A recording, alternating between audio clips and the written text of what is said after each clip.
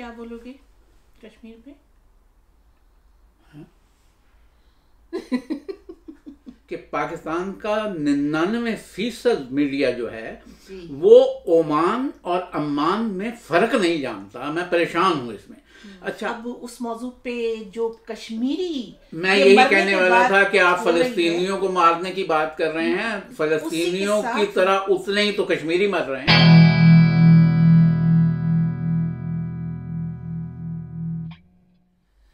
अस्सलाम वालेकुम सामीन, गुफ्तगू के प्रोग्राम के साथ सफदर और मैं माहवारा सफदर हाजिर हैं। उम्मीद है आप लोग ठीक होंगे। आपकी आरा हम तक पहुंच रही हैं और हमारा वादा है कि उसके बारे में एक प्रोग्राम भी करेंगे।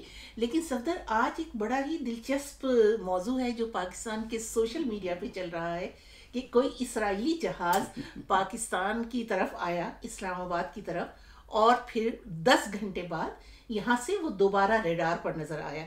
तो लेकिन अजीब बात है कि ये सोशल मीडिया की खबर है, मगर हुकूमत की जानिब से ना इकरार है ना इनकार है अभी तक। असल में सोशल मीडिया, पहली बात तो ये कि वतन अजीज़ में रोज़ाना की बुनियाद पर एक ख़बर चाहिए होती है इस किस्म की। पता नहीं, मुझे तो यूँ महसूस होता है जैसे लोगों की तवज्जो बटाने के लिए, दूसरी तरफ लगाने के लिए इस किस्म के शोशे खुद ही छोड़े जाते हैं। अच्छा, ये खबर जो है ये बुनियादी तौर पर तो यूं सोशल मीडिया की नहीं है। ये एक इसराइली जो सहाफ़ी हैं हर्ट्स के जी, उनके ट्वीट से, बहुत ही अच्छी उसकी ट्वीट से ये बात चली है। अच्छा, का मेन अखबार है। इसको अगर हम ज़रा सा सनसनी खेजी से हट के देखें तो ऐसी चीज़ें मुमकिन भी होती हैं। जैसे बेनज़ीर साहिबा की शमून पेरस से मुलाकात हुई थी, तो उस वक्त भी बुनियादी तौर पर उसे ये मुलाकात, अच्छा फिर खुर्शीद महमूद कसूरी साहब की इसी तरह से मुलाकात होती। मुलाकातें इसराइलियों से होती रही हैं और मुलाकातें होने में कोई हर्ज नहीं है। अच्छा, मैं थोड़ी सी अपनी तस्सीह कर दूं सफदर, जो सदर हैं आरिफ अलवी साहब, हालांकि ये इस पर कमेंट तबसरा करना ये उनका एरिया नहीं है, लेकिन बहरहाल उन्होंने इसकी तरदीद की है कि नहीं, ऐसी कोई बात नहीं सफदर। मगर ये तो तय है ना कि इसराइल के वज़ीर आज़म नेतन याहू एक अहम इस्लामी मुल्क ओमान के दौरे पर आए हैं, सुल्तान काबूस से मिले हैं, उनकी बातचीत हुई है। तो अगर वहाँ से पाकिस्तान आ गया तो कोई ऐसी कोई, अच्छा, मैं इसी जुमरे में बात यहीं से आगे बढ़ाइएगा। मैं एक तस्हीह करता चलूँ, मैं हैरान परेशान हूँ कि पाकिस्तान का 99% मीडिया जो है वो ओमान और अम्मान में फ़र्क नहीं जानता। मैं परेशान हूँ इसमें। अच्छा, बोलने में तो चलिए मुश्किल पेश आ ही रही है, हाँ। लिखने में भी जो उर्दन का दारुल हुकूमत अम्मान है, जो ऐन से होता है, इसको भी अम्मान ही लिखा है। ये ओमान है, अलिफ वाओ मीम अलिफ नून। तो अल्लाह के लिए इस तरफ भी कुछ तवज्जो दीजिए। अच्छा, उनका इस पे एक जो वज़ीर आज़म इसराइल का ओमान जाना, हाँ। कोई ज़रूरी नहीं है। ये जो डिप्लोमेसी होती है ना, डिप्लोमेसी का एक तर्जुमा ये भी किया गया है कि जो दिखाई देता है वो नहीं होता।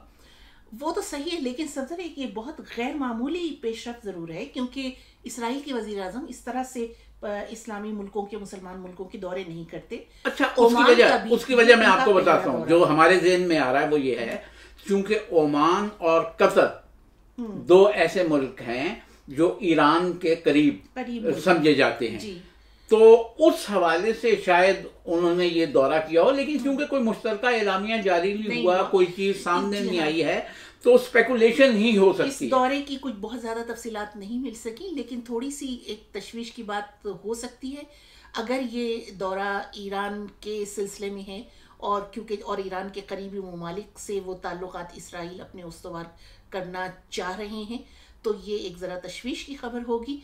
और बहरहाल इस किस्म के जो, अच्छा, अगर यूं देखें जोग्राफियाई तौर पर और समाजी सतह पर भी, तो ओमान तो दुनिया के उन मुल्कों में से है जो कहर का अमन पसंद मुल्क है, जहां लोग बड़े सुकून से आराम से रह रहे हैं। वस्ता की जो सियासी चपकलिश है उससे वो बहुत दूर रहता है।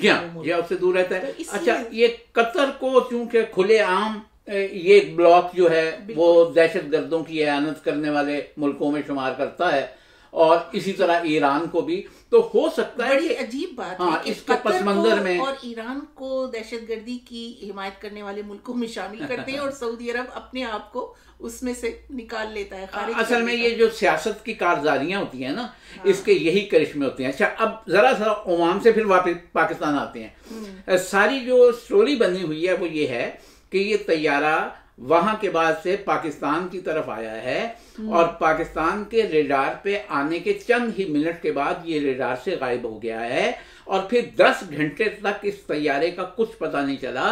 10 घंटे के बाद ये तैयारा फिर रेडार पे आया है और इसराइल की तरफ चला गया। अच्छा, ये बात भी वाजे कर दूं कि ये इसराइल का अपना तैयारा नहीं था, ये कनाडा का शायद रजिस्टर्ड तैयारा था और उसी के कोड पे चल रहा था। एक बात जरूर कहना चाहता हूं, ये देखिए, हमारी वजारत इत्तलात जो है वो जिन कामों पे लगी हुई है वो लोगों को नजर आता है सारा दिन क्या होता है।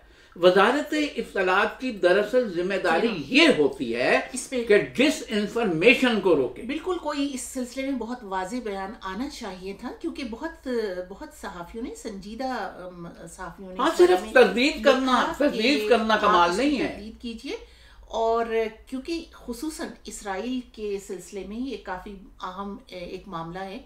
बहरहाल इस मौजू को यहीं छोड़ते हैं क्योंकि नहीं, इस मौजू को छोड़ते तो हैं, लेकिन मैं चलते चलते एक बात कहता चलूँ, इस पर कोशिश करेंगे कि एक प्रोग्राम करें। मुझे इल्म है कि हमारे अवाम बेवजह बहुत टची हैं इस मसले के ऊपर। मुझे नहीं समझ आता, मैं एक फिक्रा कहने लगा हूँ कि क्या पूरे इस्लाम का ठेका पाकिस्तान के पास है? ऐसा नहीं है। देखिए, आलिम इस्लाम के बहुत से ममालिक हैं जिन्होंने दर्जन भर सही उन्होंने इसराइल को तस्लीम किया हुआ है। हाँ। जिन्होंने तस्लीम नहीं किया हुआ उनके बाकायदा इसराइल के साथ तिजारती ताल्लुकात हैं। बात करने में कोई हर्ज नहीं है। आप अपनी दलील जो मर्जी दीजिए। एक तो हर चीज को हम दीन के साथ, मजहब के साथ, इस्लाम के साथ नफी कर देते हैं। बिल्कुल सही बात है सफदर, लेकिन अगर इसराइल मुसलमान मुल्कों से, मशरक़ वस्ता के मुल्कों से अपने ताल्लुकात बेहतर बनाना चाहता है, इसमें कोई हरज नहीं, ज़रूर बनाए। लेकिन अगर ये ताल्लुकात किसी एक इस्लामी मुल्क के खिलाफ बन रहे हैं तो वो इंतहाई परेशानी। बिल्कुल ठीक है, मैं खुद भी आपकी इस बात का हामी हूँ, लेकिन हम इसे यूं क्यों नहीं देखते कि हो सकता है 1% ही सही कि इस एंगल से, इस हिस्से में ताल्लुकात दुरुस्त होने से इसका मस्बत असर पड़े और वो जो एक मुखासमत ईरान के खिलाफ है उसमें कमी ना सही, उसमें ज्यादती ना हो। ये मुमकिन हो सकता है। ठीक है, एक आप खुशफहमी जरूर रखिए, लेकिन ये कि एक तरफ तो आप फलस्तीनियों को मार रहे हैं, आए दिन वहां पर जवानों पर गोलियां चला रहे हैं, दूसरी तरफ आप मुसलमान मुल्कों से ताल्लुकात बेहतर करना चाहते हैं। ये बहुत ही एक गंदी किस्म की सियासत है जो कम से कम मैं तो इसको बिल्कुल अप्रिशिएट नहीं कर रही। लेकिन चलिए, अब उस मौजू पे जो कश्मीरी, मैं यही कहने वाला था कि आप फलस्तीनियों को मारने की बात कर रहे हैं, फलस्तीनियों की तरह उतने ही तो कश्मीरी मर रहे हैं, रोज मर रहे हैं। लेकिन बड़े अफसोस की बात यह है कि एक आलमी सतह पर उनकी बिल्कुल कोई सुनवाई नहीं हो रही। ये केस आलमी सतह पर मौसर तरीके से पेश नहीं हो पा रहा और इसमें शायद सबसे बड़ा जो है पाकिस्तान की तरफ उंगलियां हर एक की उठती हैं। खुद कश्मीरियों की भी उंगली और उनकी सारी उम्मीदें पाकिस्तान से वाबस्ता हैं। तो मुझे तो नहीं लग रहा कि ये जो नई हुकूमत आई है, इन लोगों ने कोई कश्मीर वो भी बनाई है कमेटी जैसे पहले थी, हालांकि वो इंतहाई गैर मौसम। ये जो कश्मीर कमेटी है ये हमेशा से उसके चेयरमैन को एक गाड़ी देने के लिए जिस पर पाकिस्तान का झंडा लगा हो, एक घर रहने के लिए देने के लिए और सैर करने के लिए बनाई जाती है। ये बिल्कुल गैर फाल कमेटी है कश्मीर के बारे में पाकिस्तान में जो अब तक बनी है।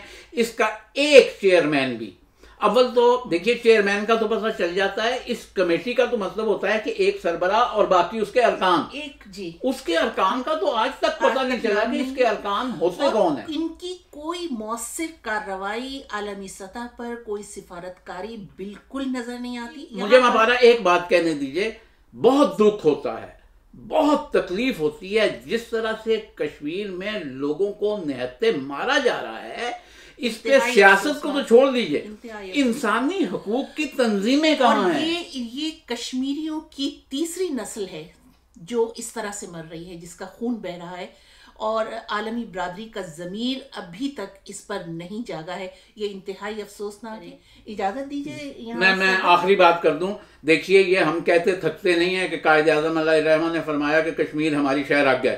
अगर हमारी वाकई शहरक होती तो हम कम से कम अपनी शहरक के बारे में तो खुद सोचते। इसको हम शहरक के मामले को यहाँ पर नहीं लेते, क्योंकि हो सकता है कि बहुत से कश्मीरियों की बिल्कुल एक मुख्तलिफ राय हो। तो जो कश्मीरियों की राय है, क्योंकि ये उनका मुल्क है, उनकी जगह है, उसके हिसाब से काम होना चाहिए।